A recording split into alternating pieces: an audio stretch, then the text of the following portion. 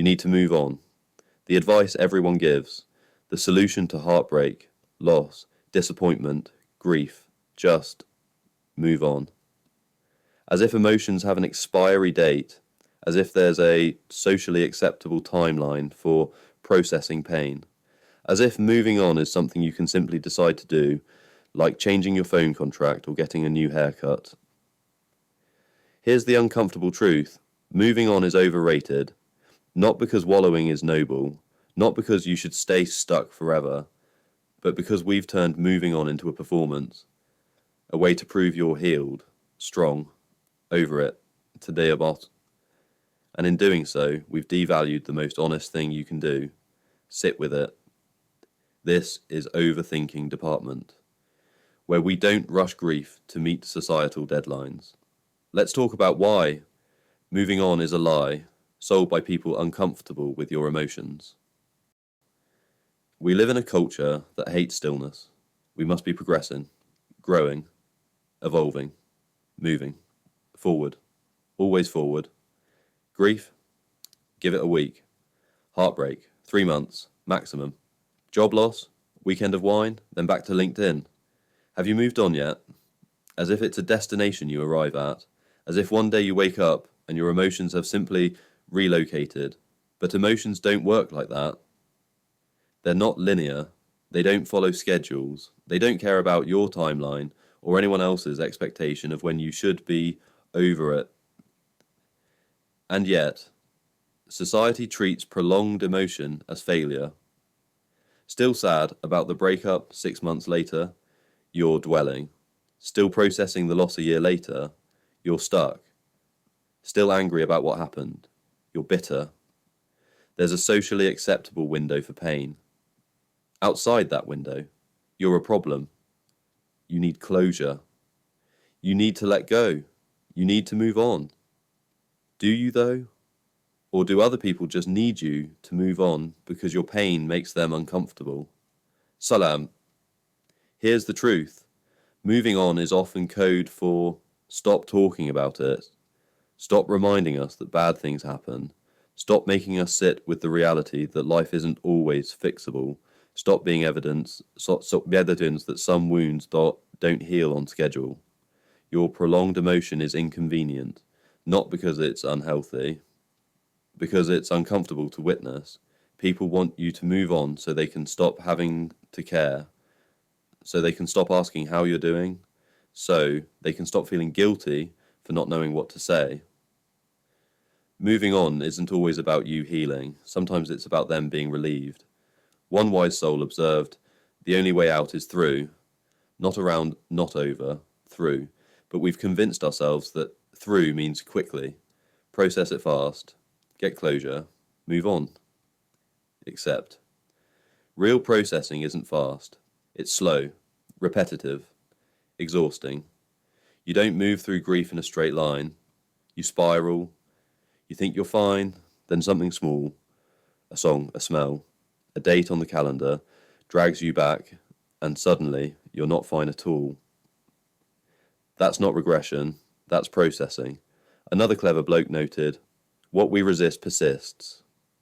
The more you try to force yourself to move on, the more the emotion clings, because you're not actually processing it. You're performing recovery.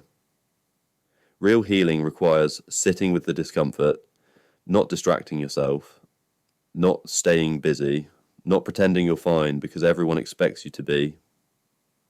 Sitting with it, feeling it, fully, without trying to fix it or rush it or explain it away. That's not wallowing. That's honouring the weight of what happened. Because some things should hurt. Some losses should take time. Some wounds should leave scars. And pretending they don't? Pretending you can just move on like nothing happened. That's not strength. That's avoidance. The Stoics, often misunderstood as emotionless, actually advocated for feeling emotions fully, not avoiding them, not suppressing them. Feeling them, examining them, understanding them, then and only then letting them go. But we've skipped the middle bit. We've gone straight from something bad happened to I should be over it by now. and wondered why we're not actually healing, because you can't heal what you won't acknowledge. You can't process what you won't sit with. You can't move on from something you've never actually allowed yourself to feel.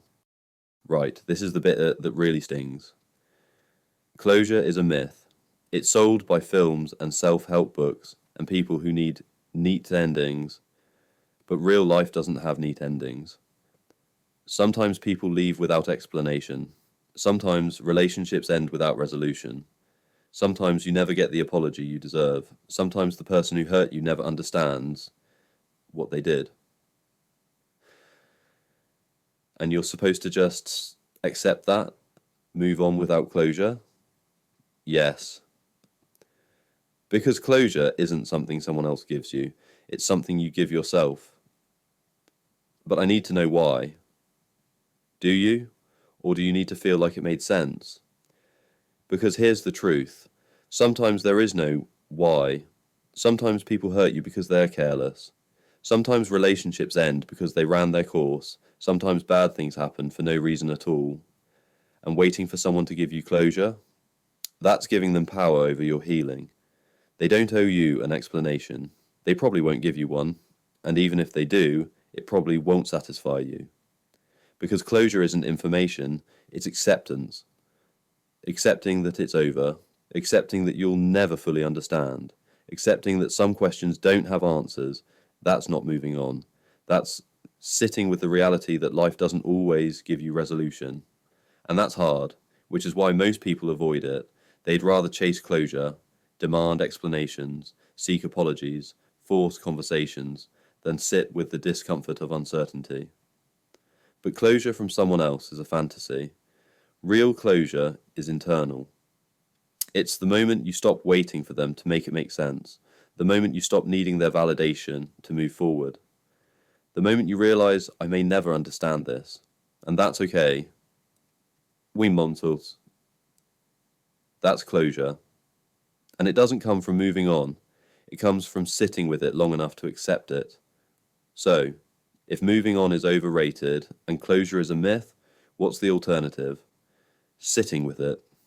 Not forever, not as a lifestyle, but for as long as it takes. Because here's what sitting with discomfort teaches you. 1. You can survive it. The thing you're avoiding, the pain you're running from, you can sit with it, and it won't destroy you. Uncomfortable? Absolutely. Unbearable? No. Sorrow. 2. Emotions aren't emergencies. You don't have to fix sadness the moment it arrives. You don't have to solve grief. You can just feel it. 3. Rushing doesn't heal you faster. It just delays the inevitable. You can run from pain, but it waits for you. Better to face it now than let it ambush you later. 4. Sitting with it builds resilience. Every time you sit with discomfort without trying to escape it, you prove to yourself, I can handle this. And that's power. Not the power to avoid pain, the power to sit with it. 5. It honors what mattered. If it didn't hurt, it didn't matter. The depth of your pain reflects the depth of what you lost. Sitting with that pain isn't weakness. It's acknowledgement. This mattered. This hurt. And I'm not going to pretend it didn't. So, you don't have to move on. Not on anyone's timeline. Not because society says it's time. Not because people are tired of hearing about it. You can sit with it for days, weeks, months, however long it takes. And when you're ready, actually ready, not performatively ready, you'll know. Because moving on isn't a decision, it's a realization. One day you'll notice the weight is lighter, the sadness is quieter, the anger is softer, not because you forced it, because you sat with it long enough to process it. That's healing, not moving on, not closure, not getting over it, just processing at your own pace, on your own terms. And anyone who's uncomfortable with that, they can move on. And now, a question for you. What's something you've been told to move on from that you're still sitting with? And is that actually a bad thing? Drop your answer in the comments. Let's normalize sitting with things. Subscribe if you're tired of being told to let it go by people who've never lost anything that mattered. Overthinking Department, where we don't rush grief to meet societal deadlines. Open 24/7.